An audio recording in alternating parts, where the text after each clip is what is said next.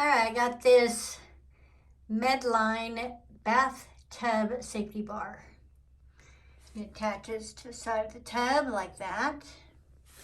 Now, the way that our tub has the indentation, we had to add some cardboard.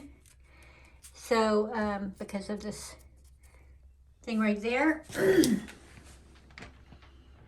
But it works pretty good. I am over 200 pounds and I have problems with hips, and I've had a recent knee surgery, and supporting myself with this bar to get from a sitting position to a standing position is very helpful. It even helps secure me a little bit as I'm getting into the tub. So I would recommend this product.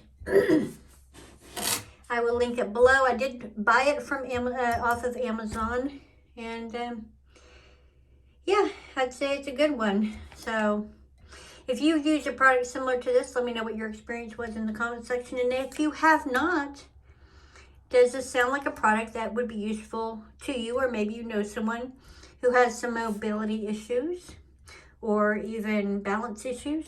This could be, I mean, truly a neck saver. So, yeah, you can see it holds on. It doesn't move around a lot, and it's real strong.